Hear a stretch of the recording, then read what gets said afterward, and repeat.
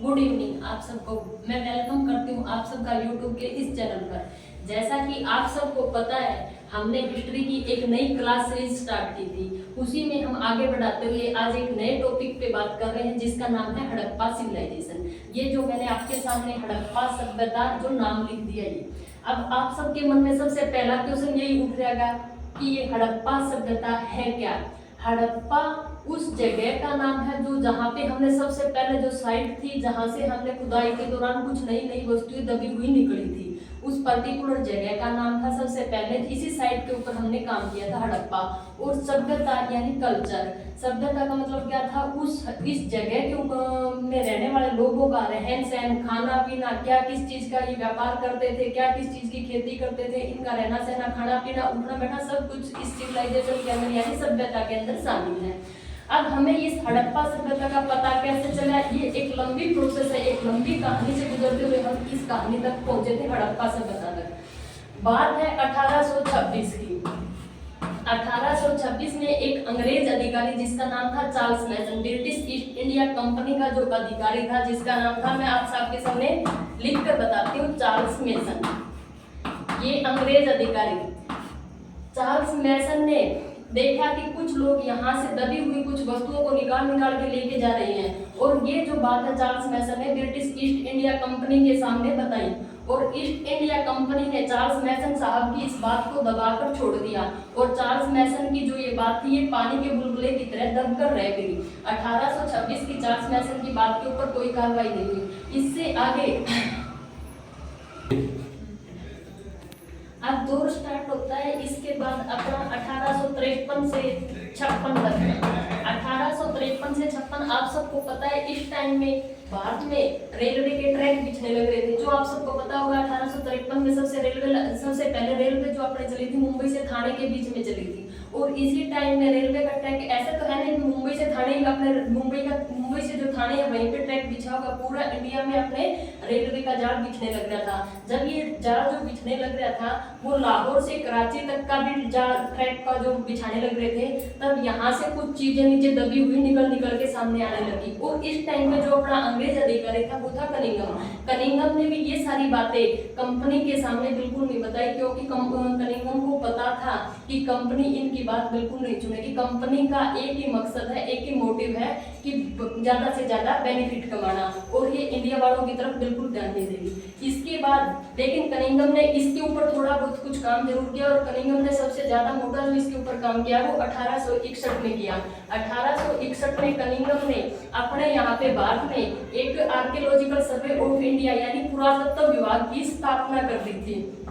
1861 में कनिंघम ने पुरातत्व विभाग की स्थापना कर दी। ये जो मैं डेट आपके सामने लिखती जा रही हूँ, ये बहुत ज्यादा इंपॉर्टेंट है, हर कोई ना कोई पेपर में ये डेट पूछी जाती है। 1861 में कनिंघम ने कौन से विभाग की स्थापना की, पुरातत्व विभाग यानी आर्कियोलॉजिकल सर्वे ऑफ इंडिया की स्थापना कर दी थी।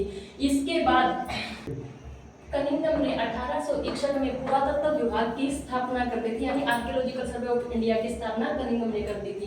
इस टाइम से और इस टाइम तक अपने इस पुरातत्व विभाग के ऊपर बिल्कुल ज्यादा कोई काम नहीं हुआ था। टाइम पीरियड अपना आ जाता है 1921 का।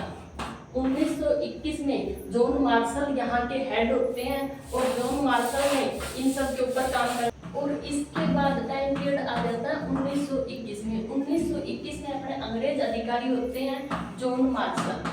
जॉन मार्शल ने इसके ऊपर काम करना स्टार्ट किया, और जॉन मार्शल इस टाइम में अध्यक्ष थे, और इनकी अध्यक्षता में एक टीम ने काम करना स्टार्ट किया, उस टीम के अध्यक्ष होते थे दयाराम साहनी।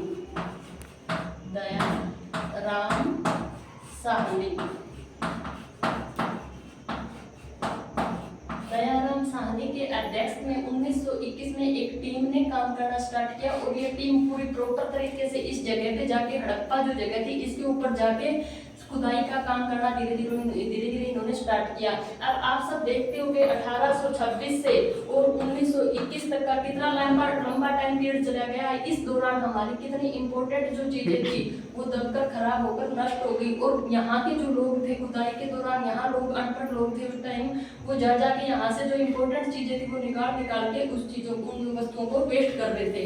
इस टाइम से और इस टाइम के बीच में ज्यादा कुछ काम नहीं हुआ। 1921 में दयाराम साहनी के नेतृत्व में हड़प्पा सभ्यता की खुदाई हुई और इस पे प्रॉपर तरीके से काम किया गया, इस जगह को सील करके यहाँ पे। तो जैसे मैंने आप सबको बताया 1921 में दयाराम साहनी के नेतृत्व में हड़प्पा जो नगर है उसकी खुदाई का काम स्टार्ट हो गया।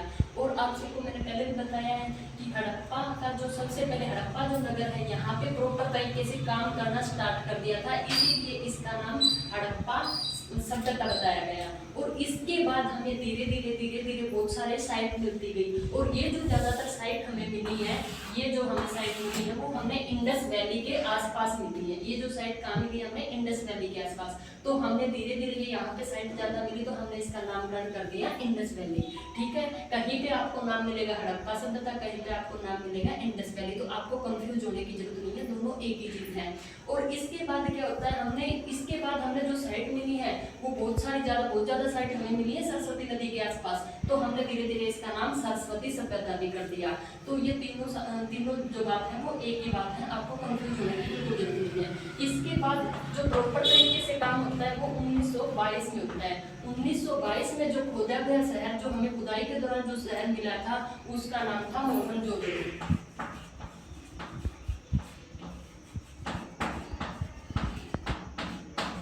मोहनजोदड़ो 1921 में जो पहला शहर मिला वो क्या मिला हमें, हड़प्पा। उसकी खुदाई किसने की थी, दयाराम साहनी के नेतृत्व में हुई थी। 1922 में जो शहर मिला था वो मोहनजोदड़ो मिला था। और इनकी जो खुदाई की थी वो राखल दास बैनर्जी, यानी इनके जो अध्यक्ष जो थे वो राखल दास बैनर्जी। कई बार हमने ये राखल दास बैनर्जी शब्द ना मिलकर आरडी बैनर्जी शब्द भी मिल जाता है।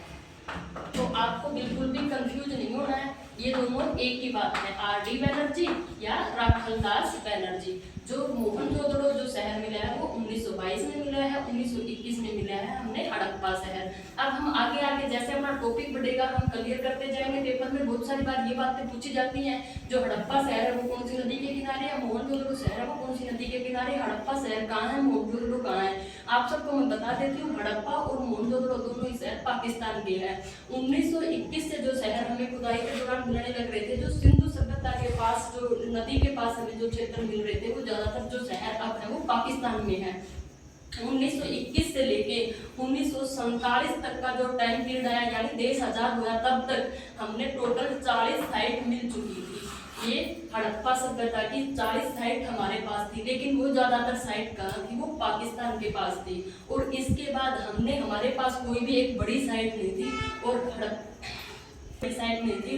तो धीरे धीरे हमने भी इसके ऊपर काम करना स्टार्ट किया। हम भी ये चाह रहे थे कि हमारे पास भी कोई हड़प्पा जैसी बड़ी साइट निकल के आए और हमारा भी नाम। तो हम सब ने आज क्या देखा है, हड़प्पा सभ्यता से इंडस सिविलाइजेशन कैसे है, कैसे ये सरस्वती सिंधु सभ्यता है, कैसे सिंधु सभ्यता, कैसे सरस्वती सभ्यता, कैसे हड़प्पा सभ्यता। आज हम सब ने ये देखा। सबसे पहले हमने जो साइट कौन सी मिली थी ये देखा, और किस ने इसके ऊपर काम किया। 1826 से हमने स्टार्ट किया था, हम 1921 तक कैसे कैसे बढ़ते आ रहे हैं। और कल हम अपना ये टॉपिक आज यही खत्म होता है, कल हम इसके ऊपर बात करेंगे। हम कल बात क्या करेंगे, आज़ादी के बाद यानी 1947 के बाद हमने सबसे पहले कौन से साइट के ऊपर काम किया, हमारे सामने भारत के सामने कौन सा शहर सबसे पहले निकल के आया था।